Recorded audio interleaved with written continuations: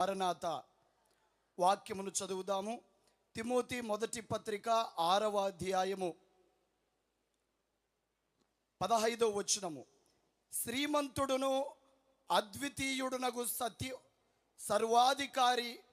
సర్వాధిపతి యుక్త కాలముల యందు ఆ ప్రత్యక్షతను కనపరుచును. ఆ సర్వాధికారి రాజులకు రాజును ప్రభువులకు ప్రభువునయున్నాడు. ప్రభువునందు ప్రియమైనటువంటి వారలారా, చదువబడినటువంటి వచనములో మనము చూస్తే ప్రత్యక్షత అనబడే మాట మనకు కనబడుచున్నది.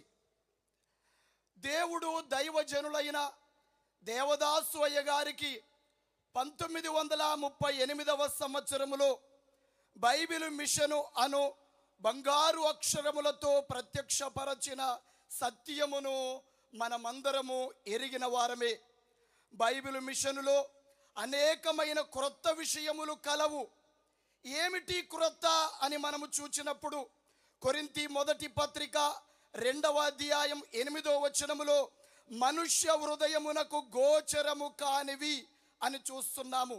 అంతేకాని బైబిలుకు క్రొత్త కాదు. ఈ క్రొత్త విషయములలో ఒకటి 7 లోకముల చరిత్ర.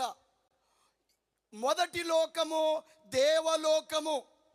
అన్ని లోకముల కంటే పైన ఉన్న లోకము ఉన్నతమైన లోకము.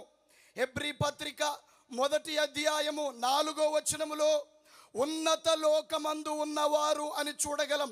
తిమోతి మొదటి పత్రిక 6వ అధ్యాయం 16వ వచనములో ఎవరు సమీపింపలేనిది అని చూడగలం. యోబు గ్రంథం 37:23లో అగోచరము, మనిషి ఇంద్రియములకు అందనిది. 2వ లోకము దేవదూతల లోకము. దేవదూతలు సృష్టికి ముందటి వారు. ప్రకటన గ్రంథం 5వ అధ్యాయం 11వ వచనములో వారి లెక్క కోట్ల కొలది అని. నెహెమ్యా గ్రంథం 9వ అధ్యాయం 6వ వచనములో మొదటి దేవుడు సృష్టించిన వారని. యెషయా గ్రంథం 6:2లో 6 రెక్కలు గలవారని. దావీదు సంకీర్తన 104:4లో పరిచారకులని చూడగలం. 3వ లోకం మోక్షలోకం. ఇందులో 3 భాగములు. ఒకటి నూతన యెరూషలేము. ఇక్కడ ఎవరుంటారు అని మనము చూచినప్పుడు ప్రకటన గ్రంథం 21వ అధ్యాయం 2వ వచనములో అలంకరింపబడిన, పరిశుద్ధతలో అలంకరింపబడిన పెండ్లి కుమార్తె. ప్రకటన గ్రంథం 21:10లో మహిమగల పెండ్లి కుమార్తె అని.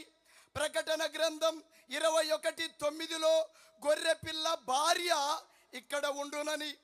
ఈ గొర్రెపిల్ల భార్యే ఎఫెసీ 4:13లో వ్రాయబడినట్లు సంపూర్ణులు ఉన్నటువంటి చోటు.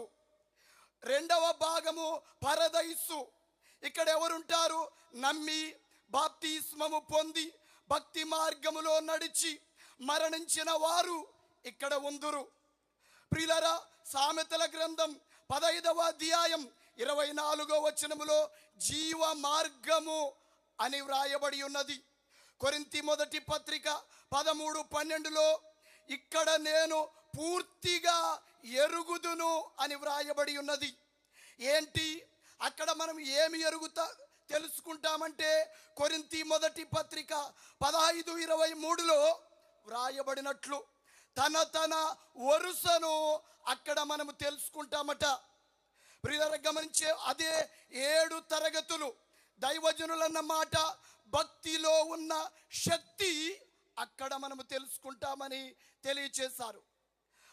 3వ భాగము రక్షితుల మోక్షము. 7 ఏండ్ల శ్రమల కాలములో రక్షింపబడిన వారు ఇక్కడ ఉందురు. ప్రకటన గ్రంథం 20వ అధ్యాయం 4వ వచనములో క్రూర మృగమునకును నమస్కరింపని వారు, దాని ముద్ర వేయించుకొనని వారు, దేవుని వాక్యము కొరకు చంపబడిన ఆత్మలు ఇక్కడ ఉండునని చూడగలం. ఇక 4వ లోకము భూలోక మోక్షము. ప్రకటన గ్రంథం 21వ అధ్యాయంలో యెషయా గ్రంథం 66:22లో యెషయా గ్రంథం 11వ అధ్యాయం సంపూర్ణంగా నెరవేర్చబడే కాలము. ఆ కాలము 5వ లోకం, వాయుమండల లోకం, దేవునికి భిన్నముగా ఉన్న దూత సైతానుగా మారి తన జట్టుతో ఉండే చోటు.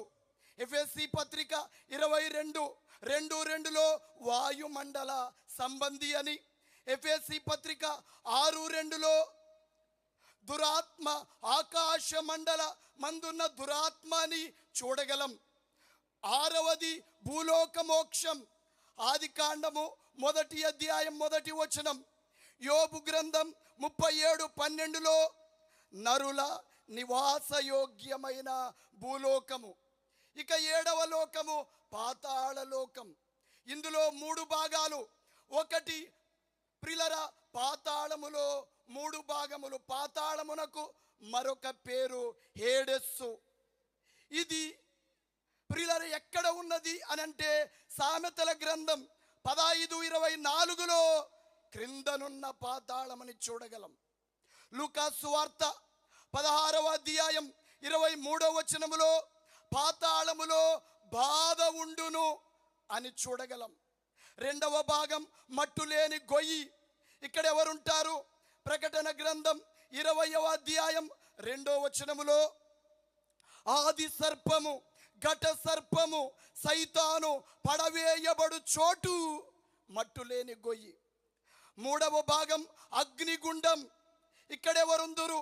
మత్తయి సువార్త 25వ అధ్యాయం 41వ వచనములో అపవాదికిని వాని దూతలకును సిద్ధపరచబడిన నిత్య అగ్ని, ఇదియే నరకమని తెలియచేస్తూ ఇన్ని మర్మములు కలిగిన క్రొత్త సంగతిని దేవుడు చెప్పగా అందుకొని మనకు తెలియచేసిన దైవజనును బట్టి దేవుణ్ణి స్తుతిస్తూ అందరికీ మరణాత